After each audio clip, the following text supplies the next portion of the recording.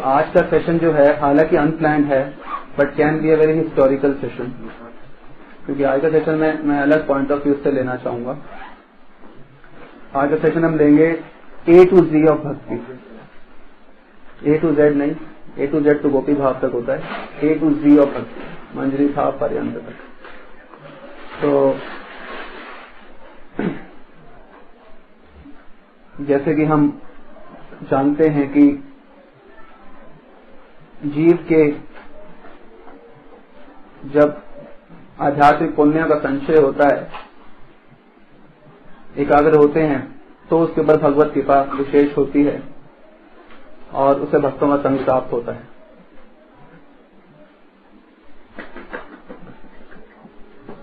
तो उसको भक्तों का संग प्राप्त होता है। सामान्यतः जो जीव होता है वह अच्छा बुरा करता रहता है और अपने कर्मानुसार उसको व्यक्तियों का संबंध मिलता रहता है, और जब भगवत कृपा विशेष होती है तो उसको भक्तों का सानिध्य लाभ होता है, प्राप्त होता है। आज जब भक्तों का सानिध्य प्राप्त होता है तो व्यक्ति ये समझता है कि भाई अच्छे बुरे कर्म नहीं करने चाहिए, क्योंकि वास्तव में ये दोनों कार्य करके तो हम जन्म मृत्यु के जंजाल में ही फंसे रहते हैं। धीरे धीरे फिर जब जीव कुछ वास्तविक साधुतन प्राप्त होता है तो वो ये समझ पाता है कि इस दुनिया के परे भी एक और दुनिया है, उसे वैकुंठ जगत कहा जाता है। वैकुंठ लोक हैं, अनेक अनेक वैकुंठ लोक हैं, वहां पे विष्णु तत्व विराजमान है और उन सब के भी फाउंटेन हेड अंशी स्वयं भगवान श्री कृष्ण है। तो ये सब जब ज्ञान प्राप्त होता है तो व्यक्ति पहले तो जन्म मृत्यु से पार होने का सोचता है, उसके बाद जब पूरा ज्ञान प्राप्त होता है तो व्यक्ति सोचता है जन्म मृत्यु प्राप्त होके मैं वैकुंठ जा सकता हूँ, परंतु धीरे धीरे वो कृष्ण भगवान के बारे में सुनता है तो सोचता है ये तो सबसे सर्वश्रेष्ठ है, सबके अंशी हैं, सबके मूल कारण है, सर्व कारण कारणम है। तो व्यक्ति कृष्ण प्राप्ति की इच्छा अभिलाषा मन में जागृत होती है। नहीं तो क्या होता है, भगवत प्राप्ति की अभिलाषा केवल। जब जीव कृष्ण के बारे में सुनता है, कृष्ण के लोक के बारे में, तो उसकी इच्छा जागृत होती है, काश मुझे भी कृष्ण प्राप्ति हो सकती है। इससे पहले क्या होता है कि भगवान के बारे में हम सुनते हैं और यही बोला जाता है भगवत दास बन सकते। फिर धीरे धीरे जब हम श्री कृष्ण के बारे में सुनते हैं तो हमको समझ आता है कि हमारा भगवान से संबंध केवल दास्य भाव में नहीं, इससे उन्नतर स्तरों पे भी हो सकता है। जैसे साक्ष्य कृष्ण के साथ हम उनके सखाओं की कथा सुनते हैं। श्री कृष्ण के सखा जो होते हैं वो श्री कृष्ण के ऊपर चढ़ते हैं जब वो खेल में हार जाते हैं और लात मारते हैं, एक घोड़ा बन के तेज चलो। तो हम ये सोचते हैं कि ऐसा भी होता है भगवान के साथ लीला। फिर हम सुनते हैं कि भगवान की पत्नी भी होती है, वो बोलते हैं पारिजात फूल लेके आओ, तो वो इंद्र से लड़ाई करते हैं, पारिजात पेड़ लेके आ जाते हैं। तो क्या ऐसा भी होता है? फिर हम पाते हैं किसने तपस्या करी, वो पत्नी बन। तो हमारे मन में अभिलाषा होती है क्या ऐसे भी होता है? फिर हम सर्वोत्तम लीलाएं श्रवण करते हैं कि जैसे भगवान तो वैसे किसी के बनने में नहीं आते, पर यशोदा मैया राधा दामोदर लीला, यशोदा मैया उन्हें बांध लेती हैं अपने प्रेम में, अपने वात्सल्य प्रेम में। ये जो प्रेम है ये चौथी श्रेणी का है।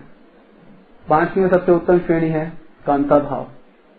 कांता भाव गोपी भाव में हम पढ़ते हैं जो श्रुति है, पर्सोनिफाइड फॉर्म ऑफ द श्रुतिज, यानी कि वेदों का personified form of the Vedas, वो तपस्या करती हैं गोपी भाव प्राप्त करने के लिए।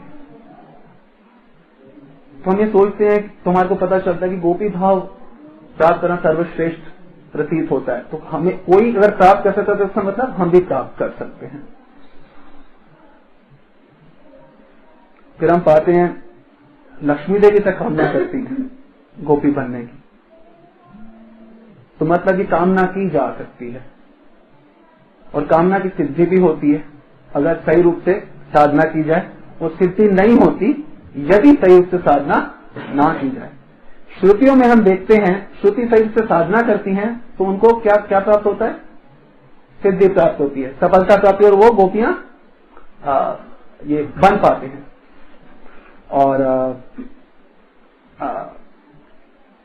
लक्ष्मी देवी क्योंकि सही रूप से साधना नहीं करती, इच्छा होना और साधना करना ये दोनों अलग विषय हैं। और एक चीज होती है कि इच्छा ही ना होना। अगर किसी की इच्छा ही नहीं हुई है तो उसे कुछ प्राप्त नहीं होगा। साधन बिना साध्य वस्तु कभी नहीं मिले, ये चैतन्य चरितामृत में बताया गया।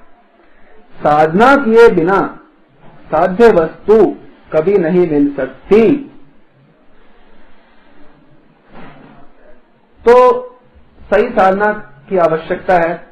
तो हम जान पाते हैं कि वैकुंठ के ऊपर भी गोलोक है।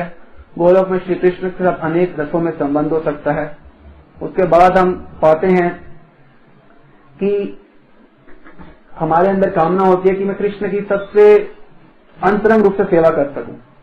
तो हम सोचते हैं हे कृष्ण मुझे अपनी सेवा में लगाओ, हरे कृष्ण महामंत्र को फिर हम रुचि पूर्वक करना शुरू करते हैं। हे कृष्ण मुझे अपनी सेवा में लगाओ, हे राधा रानी मुझे अपनी सेवा में लगाओ। फिर हम थोड़ा और ढंग से सोचें तो राधा कृष्ण को बोल रहे हैं अपनी सेवा में लगाओ। तो हम पूछेंगे कि कब कब सेवा में लगने के लिए हम बोल रहे हैं भगवान को। जब जब के लिए बोलेंगे वो तब तब लगाएंगे। और हम कृष्ण को बोल रहे हैं सेवा में लगाओ, तो ठीक है वो गोपी बना के भी लगा सकते हैं, सखा बना के भी। पर हम बोलेंगे नहीं हम माधुर्य भाव में सेवा करना चाहते हैं। ठीक है आप माधुर्य भाव में सेवा करो, पर हम जब ग्रंथों में के माध्यम से ये तो वेदों में प्राप्त होता है कि श्रुतियों ने साधना की और वो गोपियां बन गई, परंतु वेदों में मंजरी भाव के ये दीप रहस्य मालूम नहीं होते।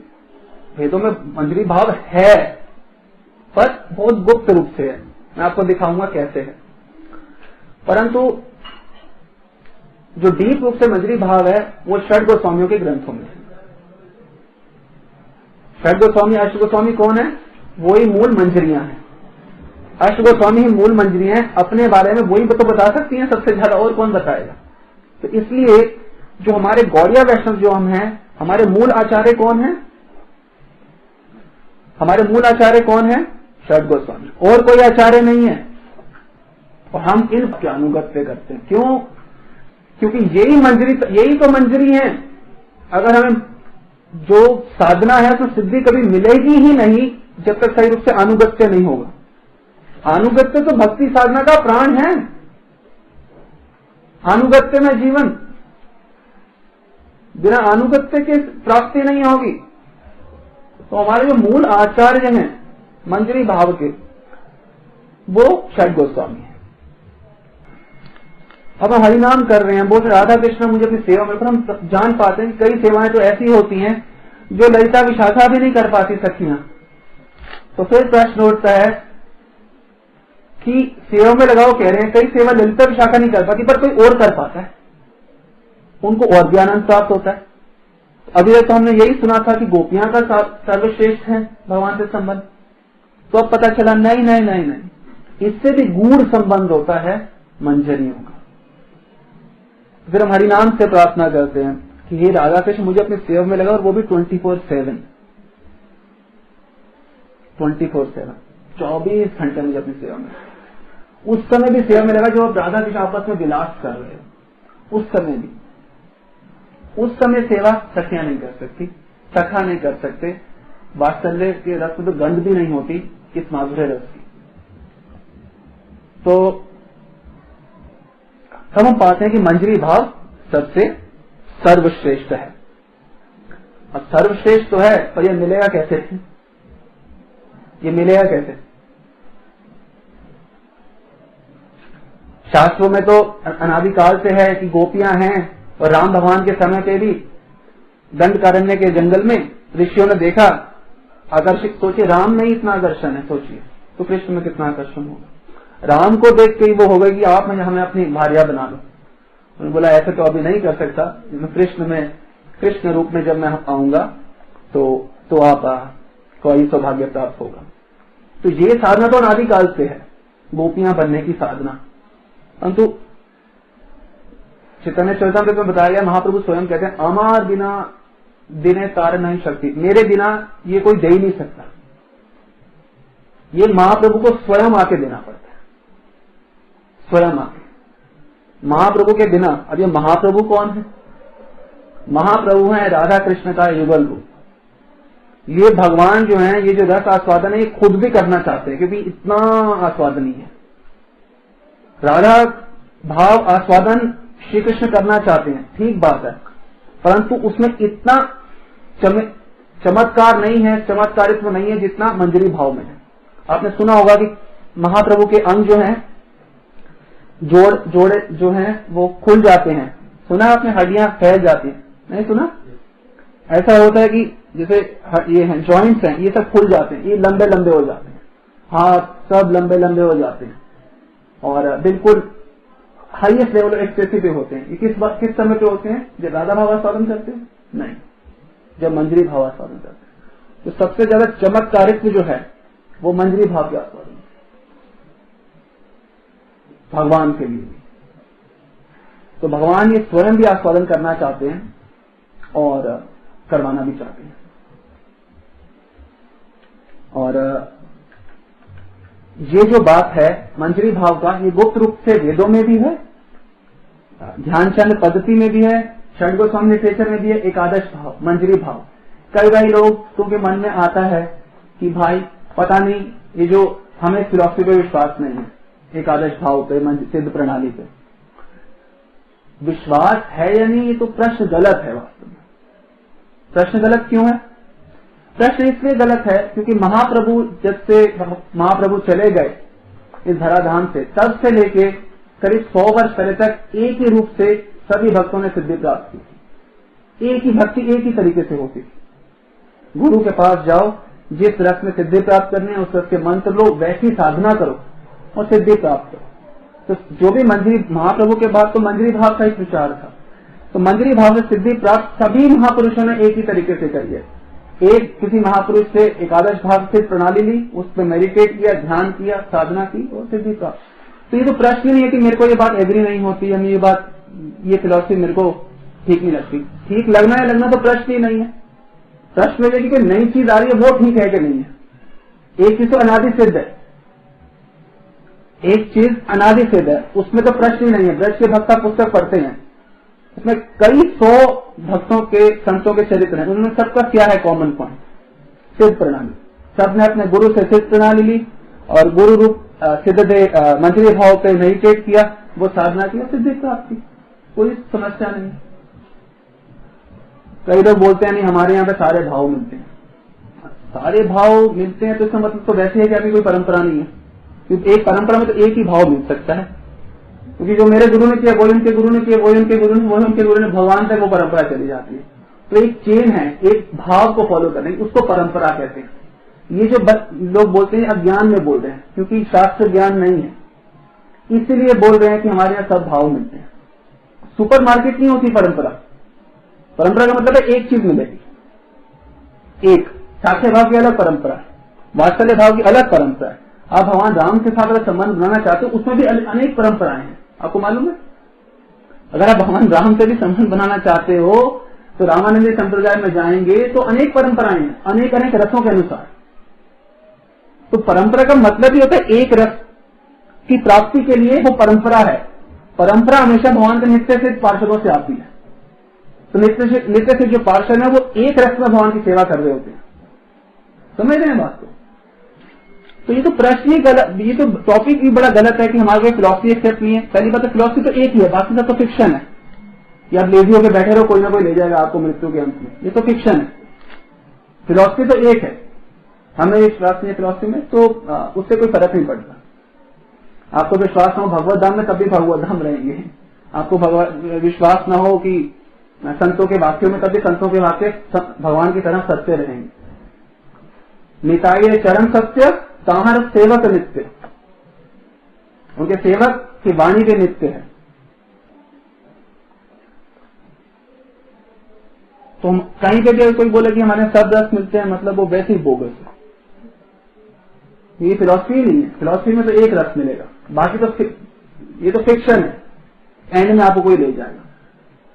कोई शास्त्र ये अनुमोदन नहीं करता इस बात का। साधन बिना साध्य वस्तु कबू नहीं मिले, महाप्रभु स्वयं बता रहे। साधन बिना साध्य वस्तु कभी नहीं मिलेगी। साधन तो करने पड़ेंगे। ब्रज के भक्त में क्या देख रहे हैं? साधन कर रहे हैं सब में। अब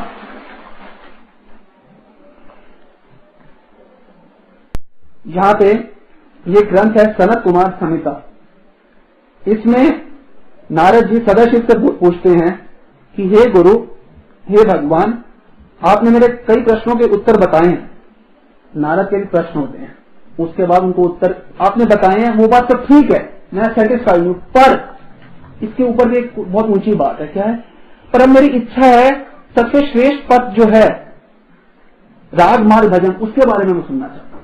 सब प्रश्न उत्तर होगा, उसके बाद भी श्रेष्ठ मार्ग होगा, उसके बारे में कमेंट नहीं करना चाहिए, पहले सुनना चाहिए ये राग मार्ग क्या होता है। ये है सनत कुमार संहिता।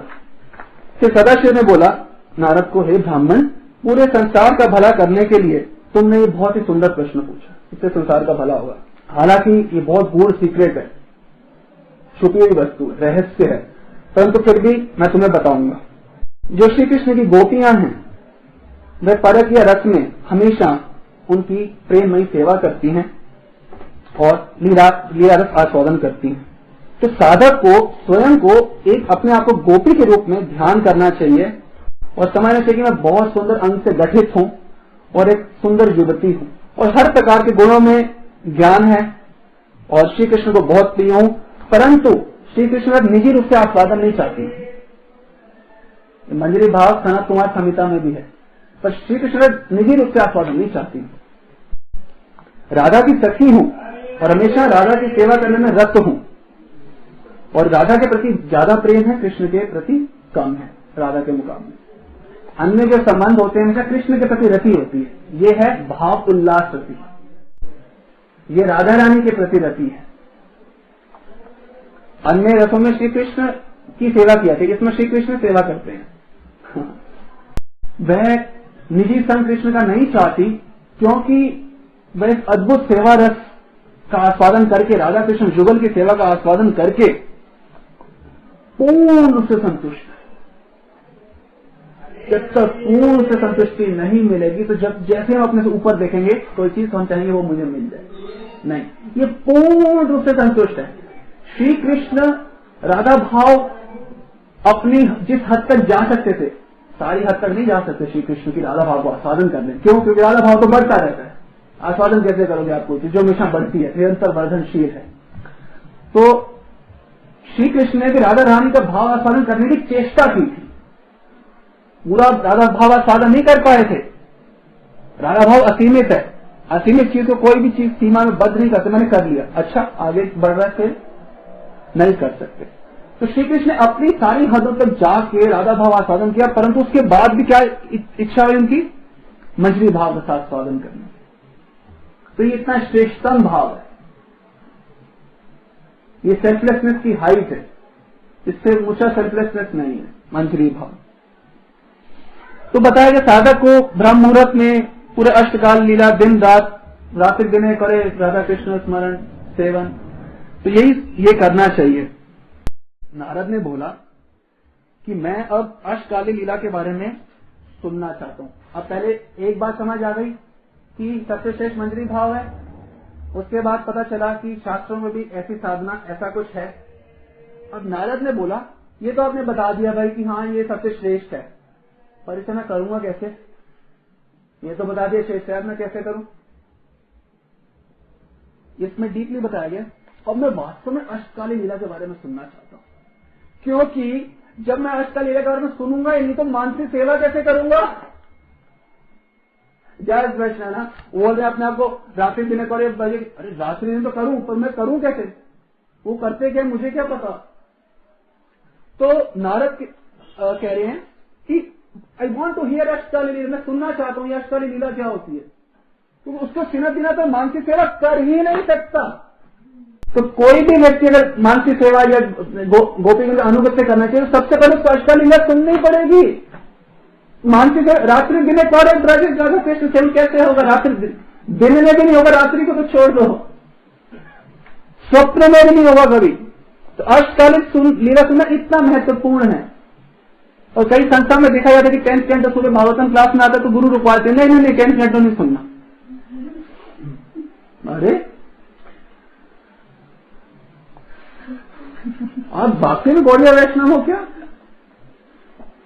मेरे कुछ आचार्यों से मेरी बात भी हुई, वो कहते हैं हमने आज तक षड गोस्वामी में कोई ग्रंथ नहीं पढ़ा।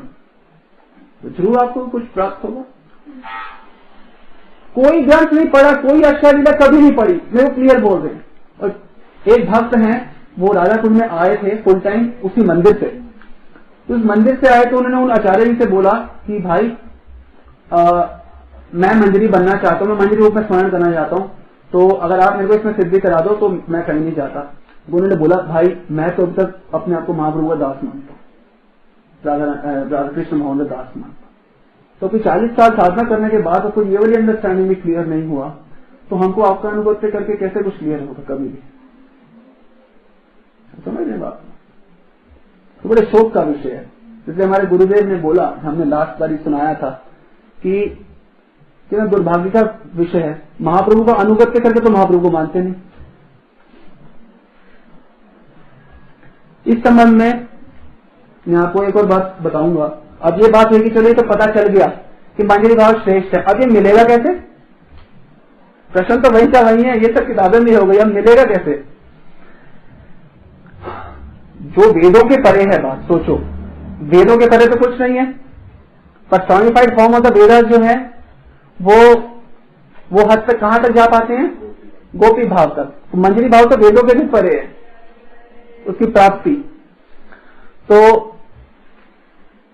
महाप्रभु जब इस धराधाम से अप्रकट होने वाले थे, उससे पूर्व महाप्रभु अद्वैताचार्य से मिले और अद्वैताचार्य को बोला कि मैं आपके बुलावे पे यहां आया हूं, परंतु मेरा भी एक कार्य शेष रह गया है। ये हमें पता चलता है, कवि करणपुर द्वारा लिखा हुआ ग्रंथ है चैतन्य चंद उदय नाटक, उसमें बात प्राप्त होता है। महाप्रभु ने बोला कि मेरा भी एक कार्य शेष रह गया है, जो मेरी संप्रदाय में मेरे आश्रित जन होंगे, जो मेरे आश्रित जन हैं और जो मेरे आश्रित जन होंगे, उनके ऊपर मैं विशेष कृपा करना चाहता हूं। मैं उन सबको मंजरी भाव आस्वादन देना चाहता हूं, तो तुम मेरे से ये वर मांग लो, क्योंकि मैं तुम्हारे कहने पे यहां आया हूं। कितने मर्सीफुल है ना, मांग लो मुझसे। ओके अगले चार ओके ठीक है। तो आप इसके अंदर बड़ी ये एक लाइन में बहुत गंभीरता है, जो मेरी संप्रदाय मेरे आश्रित जन होंगे। आश्रय लिया सही बजे तारे कृष्ण नहीं सजे आज सब मरे अकारण। आश्रय लिए सही भजे, जो आश्रय लेके भजन करता है। भक्ति के पहले स्टेप क्या है? गुरु का मतलब सदगुरु ही होता है, जो सत परंपरा से होता है। ये बात को पहले याद रखिए, कंफ्यूजन कभी नहीं होगी फिर। तो पहले सत परंपरा से जुड़े सदगुरु का आश्रय लेना होगा। आश्रय ले या सही भजे, जो आश्रय लेके भजन करता है उसका तारे कृष्ण नहीं तेजे, उसको कृष्ण कभी नहीं त्यागते।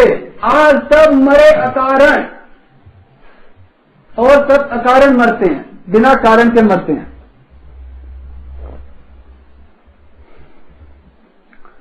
तो जो मेरे संप्रदाय में आश्रित होके भजन करेंगे, उनको मैं मंजरी भाव सबको अभी भी दे रहा हूं और सबको दूंगा। ये मेरा कार्य शेष रहेगा, ये तुम मेरे से वर मांग लो। अद्वैताचार्य का बोलते हैं। अद्वैताचार्य ने वर मांग लिया और उसके बाद भी एक तो प्रश्न, एक तो निवेदन एक निवेदन और है। महाप्रभु को बोला कि महाप्रभु इससे श्रेष्ठ तो जीवों के लिए कुछ हो ही नहीं सकता कि उनको मंजरी भाव आस्वादन प्राप्त हो जाए। आई एग्री। महाप्रभु बोला what else do you want? और की लाग दे।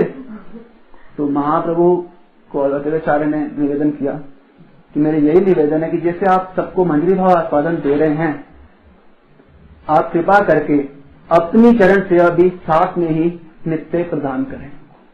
तो अद्वैताचार्य की करुणा की वजह से बद्ध जीव को मंजरी भाव आस्वादन भी प्राप्त हुआ, साथ में महाप्रभु की डायरेक्ट सेवा भी प्राप्त हुई। ये चैतन्य चंद्रोदय नाटक में बताया गया कवि करणपुर द्वारा। ये उसी में बताया जा रहा है कि ये कैसा होगा ये आस्वादन जब महाप्रभु की लीला में सेवा करेंगे। ये बिल्कुल जात स्मरण की तरह, जात स्मरण समझते हैं, जब पिछले जन्म का स्मरण होता है, थोड़ा थोड़ा होता ना, जैसे याद आ रहा है कि मैं उस जन्म में था, बॉम्बे में जन्म लिया था 1942 में, मैं ये था, ऐसा होता है ना। उस प्रकार से मैं मंजरी हूँ, इस प्रकार से महाप्रभु की लीला में रहेगा जात स्मरण। पढ़ा हुआ आप लोगों ने ग्रंथों में, पिछले जन्म स्वप्न सा होता है, इस प्रकार का महाप्रभु की लीला में आस्वादन रहेगा। महाप्रभु की जो लीला है वह साधक भाव की लीला है। महाप्रभु के पार्षद को साधक सिद्ध पार्षद कहा जाता है सिद्ध और फिर भी साधक भाव में, और जो ब्रज में होते हैं सिद्ध सिद्ध पार्षद, वो तो सिद्ध ही। यहाँ साधक सिद्ध हैं, सिद्ध पर साधक भावना रखते हैं कि मैं साधक हूं, ये भावना रखते हैं। तो ये गूढ़ रहस्य हैं भक्ति के, और ये सब गूढ़ रहस्य के लिए क्रांति होनी आवश्यक है। सही साधना, सही कर्म करना पड़ेगा, सही कर्म से जुड़ना पड़ेगा।